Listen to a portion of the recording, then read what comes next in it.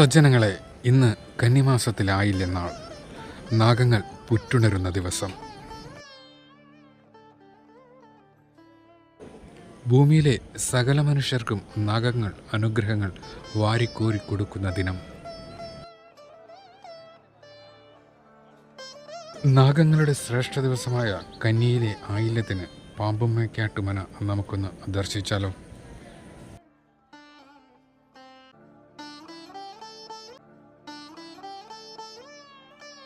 കന്നിമാസത്തിലെ ആയില്യനാളിലെ പാമ്പുമ്മയ്ക്കാട്ട് ദർശനം നിങ്ങളെ ജീവിതത്തിൻ്റെ സൗഭാഗ്യവും സകല നാഗദോഷങ്ങളും തീർക്കും. ഭൂമിയിലെ കാണപ്പെട്ട ദൈവമായ നാഗങ്ങളെ പ്രീതിപ്പെടുത്തി ജീവിതം ഐശ്വര്യപൂർണ്ണമാക്കുക. സജ്ജനങ്ങളെ, നാഗങ്ങളെ നിങ്ങൾ വാഴുക, നമ്മുടെ നാഗലോകങ്ങളും വാഴുക വാഴുക. കന്നി ആയില്യം പിറക്കാൻ പോകുന്നു. ചതുർമാസ്യവ്രതത്തിന് സമാപനമായി. നാഗങ്ങൾ പുറ്റുടച്ചുണരുന്ന ദിവസം. പരമപുരുഷനായ നാഗരാജാവിൻ്റെ സഗുണ ആരാധനയ്ക്ക് ശ്രേഷ്ഠമായ ദിനമാണ് കന്നിമാസത്തിലെ ആയില്യം. ഏകാദശിയോ കറുത്തപക്ഷമോ എന്തുമാകട്ടെ, നാഗങ്ങളെ പരദേവതയായി കാണുന്നവർ പൂജയും നേദ്യവും മുടക്കരുത്. വിശേഷ ദ്രവ്യങ്ങളോടുകൂടി നാഗേശപാദ പൂജനം ചെയ്യുക. വെള്ളനൂറും പാലും മഞ്ഞനൂറും പാലും ഇമ്പമായി കൊള്ളുകൻ്റെ നാഗങ്ങളെ.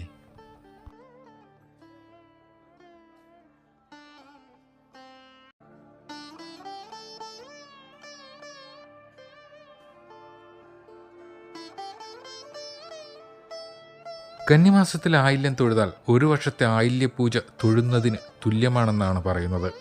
നാഗശാപം ഒരാളുടെ നാശത്തിന് തന്നെ കാരണമാകും എന്നാണ് പറയപ്പെടുന്നത്. ചിലപ്പോൾ അത് അയാളുടെ കുടുംബ പരമ്പരയെ തന്നെ വേട്ടയാടുകയും ചെയ്യും. നാഗശാപം മാറ്റാനും പകർച്ചവ്യാധി പോലുള്ള രോഗങ്ങൾ മാറുന്നതിനും ആയില്യപൂജ വളരെ നല്ലതാണ്. കന്നിമാസത്തിൽ ആയില്യനാളിൽ സർപ്പാരാധന നടത്തിയാൽ, സർപ്പപ്രീതി വരുത്തിയാൽ സന്താന സൗഖ്യം, കുടുംബത്തിന് ഐശ്വര്യം, രോഗാരിഷ്ടതകളിൽ നിന്നും മോചനം, ആഗ്രഹസിദ്ധി തുടങ്ങിയ ഫലങ്ങൾ നിശ്ചയമാണ്.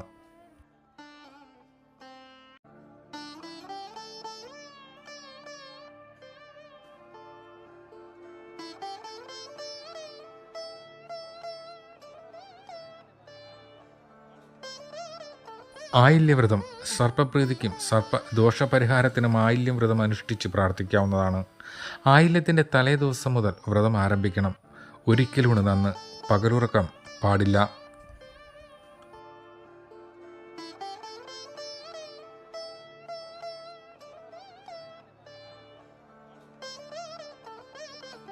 നാഗരാജാവിൻ്റെ മൂലമന്ത്രമായ ഓം നാഗരാജാവായതേ നമ, ഓം നാഗദേവിയെ നമ ജപിക്കുന്നതും വളരെ ഉത്തമമാണ്.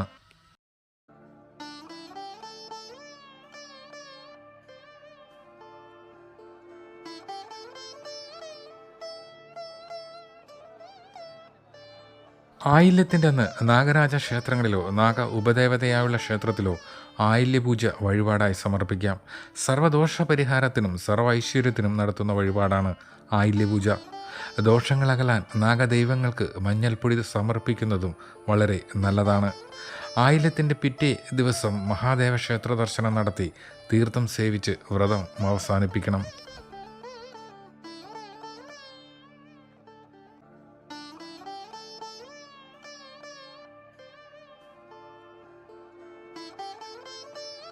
പരശുരാമനാണ് കേരളത്തിൽ നാഗത്തെ പ്രതിഷ്ഠിച്ചത് എന്നാണ് ഐതിഹ്യം. കേരളം സൃഷ്ടിച്ചപ്പോൾ പാമ്പുകളുടെ ആധിക്യവും ജലത്തിലെ ലവണാംശവും കൂടുതലായതു കാരണം ഭൂമി വാസയോഗ്യമല്ലാതായി.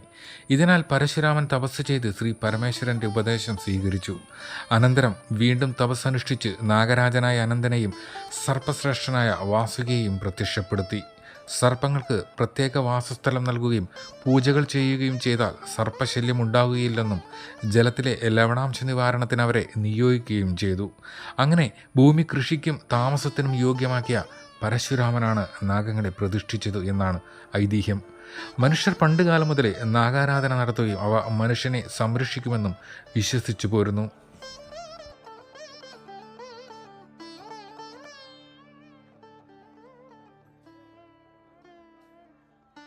കേരളത്തിൽ ധർമ്മദൈവങ്ങളായി നാഗങ്ങളെ ആരാധിച്ചു വരുന്നു.